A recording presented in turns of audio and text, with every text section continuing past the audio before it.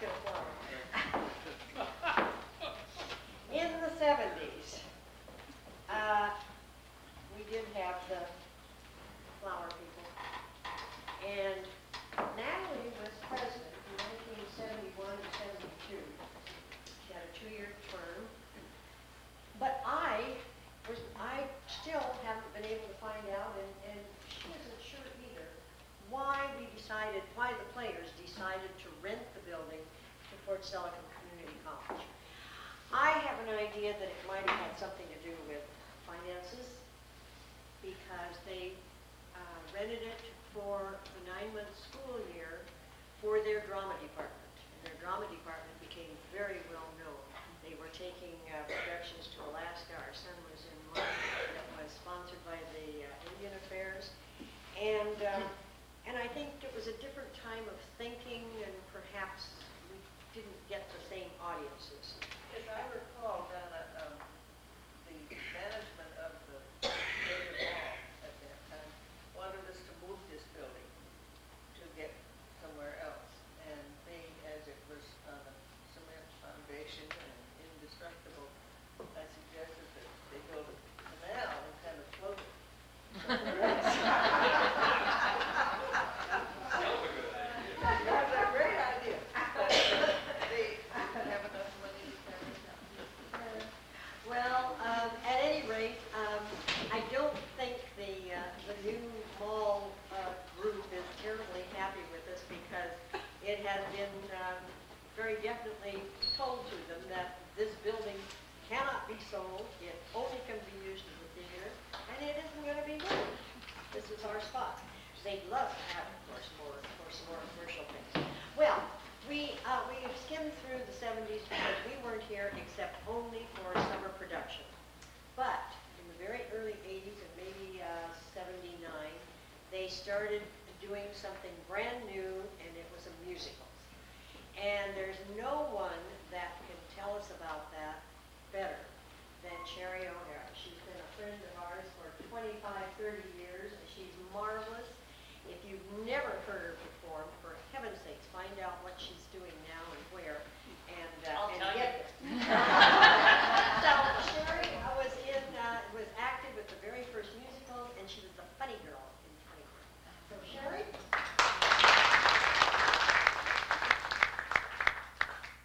I have been extremely privileged in my theater life, but if anybody ever says to me, what was your favorite role of all time? Do you have a favorite? I don't even have to hesitate, because it was Funny Girl.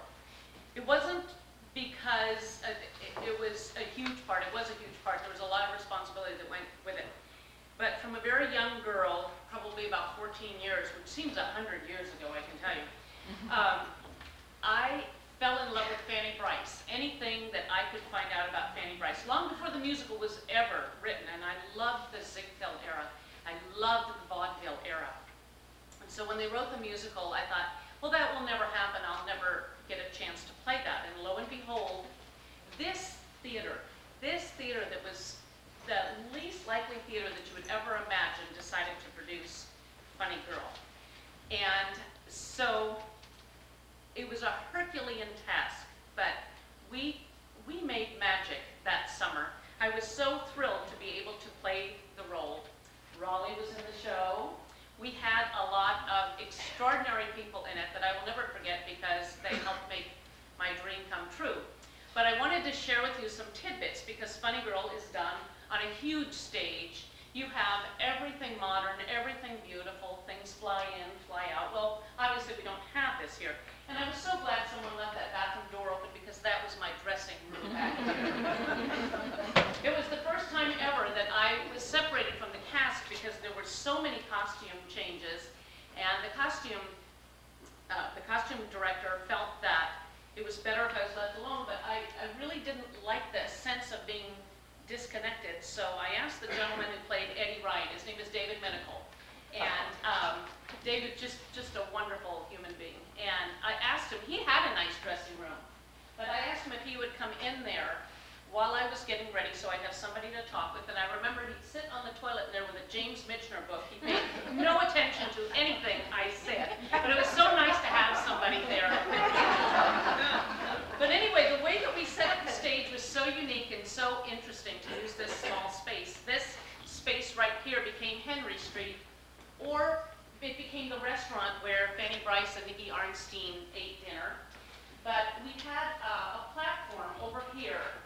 which was Rose's Saloon, and which is where Fanny grew up, and we used that for all of the scenes going back home, or all of the scenes for Rose and her buddies. And then we had a platform up here that was Fanny's dressing room, and there were scenes that took place there when she was younger, and also the very tearful scenes at the end, the very emotional scenes when she and Nikki Arnstein are going their separate ways. And just as a little added tidbit, I had this beautiful setup here. People donated so many things and put together a beautiful set. And in the most tearful moments when I'm saying goodbye to Nikki, this one used to leave me notes. I would, yes, and you know it too. You would open them up and it would say my place or yours or other colorful things that had nothing to do with the scene. But was I an idiot? I opened them, of course. Anyway, and then we had this glorious staircase that came down here, and we used upstairs. We would run upstairs here to dress, and then the Ziegfeld Follies would come down here, and we had Mylar tape. It was incredible, and this costumer that we were able to get, actually Raleigh was the first person that's found this costumer, Kenny Olson, who he was more into floral designing, but he loved sequins and feathers and just everything beautiful that you could ever imagine. And we had seen some of his work in one of Raleigh's shows and kind of coerced him, and somehow he and I connected, and he said he would do the show. And I can tell you, I've never felt so glorious in my whole life in his outfits. I mean, they got better and better with each scene. He even made one dress just for the, just to come down for your curtain call. And there was 30 feet of turkey feathers following me down. I swear to you. I swear to you, I remember this little girl wanting to come backstage, and she came back to my toilet there. And I wrapped her up in those turkey feathers. She just looked in awe. I bet she's 30 years old now. But anyway, I took some of those turkey feathers out and gave them to her to keep. But anyway, Kenny made these extraordinary costumes. And he had this, there was one scene where there was a big Ziegfeld production. And I don't know if everybody here has seen the show or is familiar with the show. It's just a spectacular show. But the brides came down, and they were the Four Seasons brides. And each one was so exquisite. The spring bride had to hold her hand out like this because she had a bird cage inside that Kenny had put in there with the fake bird in it. And the girl that was the autumn bride had turkey feathers in her head, all these different colors, beautiful autumn colors, and breathtaking. I can't even describe to you. The gal who was the winter had like just icicles coming down her head. It was just truly beautiful. We had at that time too so much publicity in this community. We had so many community newspapers. Everybody wanted to be on the Funny Girl bandwagon, and the Suburban Times at that time had a young man whose name was Bob Wadnick, and he said, he talked to me one day and he said, you know, I've never even been to a play, I've never seen how one's put together. So he came every week and watched the progress of the show and wrote an article every week building up to the show. We found every newspaper imaginable we could advertise in, the Tenino Tattler and the, you know, whatever. But anything that we could get our hands on where we could put a little bit. I remember writing an article. We had several young girls that were in it that were like from McCord and Fort Lewis, and we had one little girl, and then I remember writing an article saying that she was in the show and everything, and that the headline read, McCord Child Stars in Funny Girl. Well, you know, you had to do what you had to do to get an audience in here. Anyway, the entire production was sold out. This Bob Wadnick came back and said, from what I watched, I never dreamed that it would come to this. You know, because the rehearsals were, well, anybody who's ever attended rehearsals, it's never the finished product. But That's why we didn't we had one board member who came up to me. She said, I don't like musicals at all, but I've seen this show every single performance. I cannot get enough of it. And we added performances. We had standing room only. I think that we probably put too many people in here at some time. But one of my favorite memories is in the same night. It's so wonderful where theater can take you, what it can do for you. If you just close your eyes and have a memory someplace. In the same night, I had somebody come in to me that was on one side of the theater and said, "My gosh, you sounded just like Barbara Streisand. It was so wonderful to listen to you sing." And somebody on the other side, this little old person came up to me and said, "Honey, I saw Fanny Brice and I closed my eyes and you were her all over again."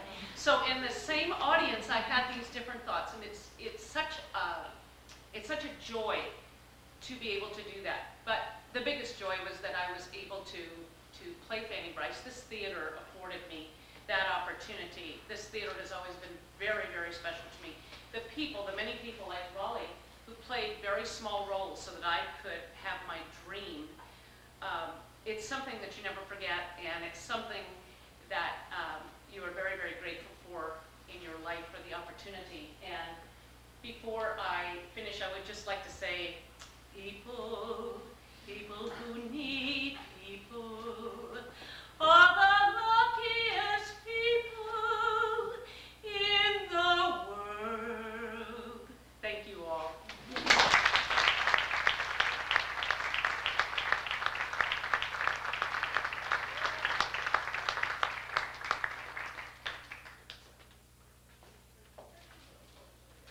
Okay.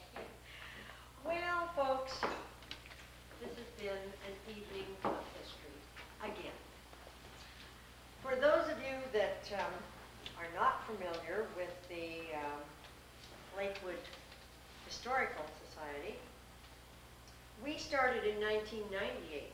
That's 60 years after the Lakewood Players. The Lakewood Players have done 300 plus productions. And in a few minutes, Marcus Walker, I'm over here. oh, you're doing it, okay. Our artistic managing director is going to talk about where they are now briefly and where they're going, and we're going to get to see a skit.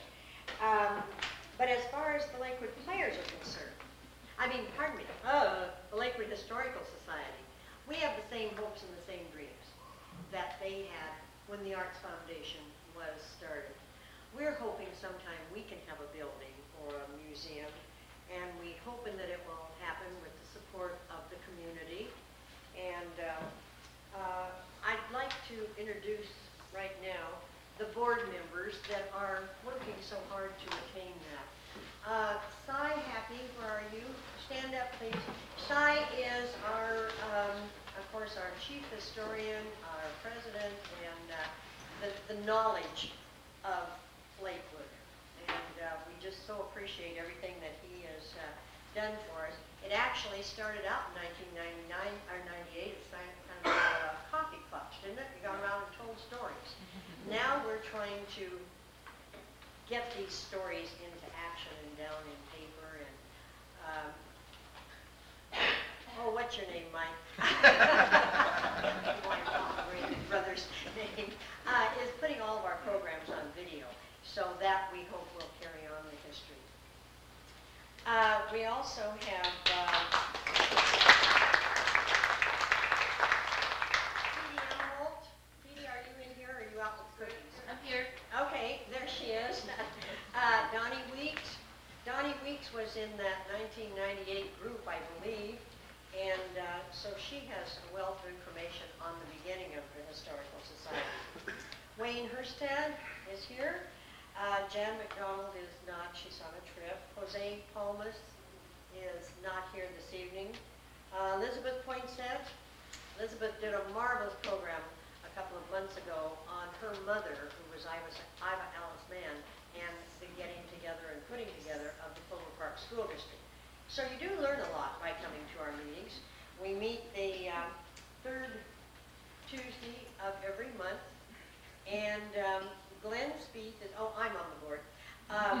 Glenn Spieth is our vice president and in charge of our major thing that we're doing right now. We're doing a lot of things, have a lot of plans, but Glenn, would you just like to take a brief moment and tell them what our big push is right now? Well, our main project at the present time is historical markers.